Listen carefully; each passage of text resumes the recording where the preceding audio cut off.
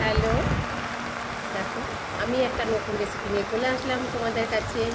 এই দেখো, এটাকে তো চিনতেই পারছো এটা কি পাতা আছে। এটা হলো কুমড়ো পাতা, এটা কালো জিরে, ঠিক আছে।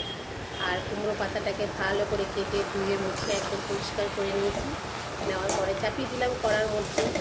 এই দেখো আমি কড়ার মধ্যে চাপিয়ে দিয়েছি, জাস্ট একটু নুন দিয়ে দিলাম। নুনটা দেওয়ার পরে এটাকে ভালো করে মিক্সড করে নেবে কড়ার মধ্যে ফেলে, ঠিক আছে। কালো জিরাটা ফোড়ন দিয়েছিলাম, কিন্তু ওটা আমি দেখাতে তোমাদের করে গেছি, ঠিক আছে।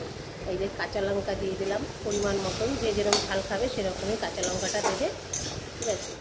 দেওয়ার পরে ভালো করে এটাকে নাড়িয়ে চাড়িয়ে নামিয়ে নেবে। এরকম মিক্সিং জারে নিয়ে নিয়েছি, ঠিক আছে। ঠান্ডা করে এটা মিক্সিং জারে নিয়ে চলে গেলাম এটাকে মিক্সিতে, ঠিক আছে।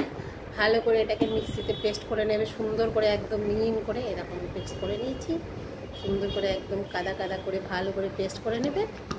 আর আমি জল দিইনি, তোমাদের যদি জলের প্রয়োজন হয় একটু জল দিতেই পারো, কোনো ব্যাপার না। কেন এটাকে আবার তোমাকে কড়াইতে দিয়ে ভালো করে এটাকে করতে হবে। এরকম আমি কড়াই চাপিয়ে দিয়েছি, দেখতে পাচ্ছ। আর এই যে আমি গ্যাসটাকে অন করে দিলাম। দেওয়ার পরে কড়াইতে আমি তেল আর কালো জিরে ছোটো ছোটো করে শুকনো লঙ্কা ছিঁড়ে আমি দিয়ে দিয়েছি। দেওয়ার পরে এটাকে ভালো করে একটু নাড়ি চাড়িয়ে নেবে সুন্দর করে। নাড়ানোর পরে দেখবে একটা সুন্দর গন্ধ বেরোবে শুকনো লঙ্কার কালো জিরে, ঠিক আছে। তারপরে এটার মধ্যে ঢেলে দেবে পেস্টটা, যেটাকে তুমি পেস্ট করে নিয়ে এসছো। হ্যাঁ, তারপর দিয়ে দিলে হলুদ গুঁড়ো, ঠিক আছে। আর লবণটা কিন্তু ভেবে চিন্তেই দেবে, কেন পেস্ট করা মানে যখন তুমি সেদ্ধ করার সময় যখন দিয়েছিলে সেটা বুঝে শুনে তুমি দেবে। এরকম আমি অল্প করে লবণ দিয়ে দিলাম। দেওয়ার পরে সামান্য চিনি দিয়ে দেবে, যে যেরকম মিষ্টি খাও। এটা কোনো ব্যাপার না যে দিতেই হবে চিনি, তোমরা খেলে দেবে না খেলে না দেবে, ঠিক আছে।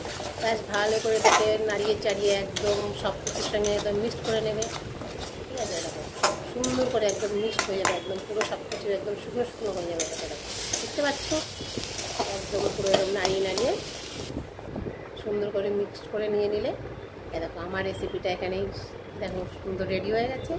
আর সুন্দর করে সাজিয়ে দিয়েছি গরম গরম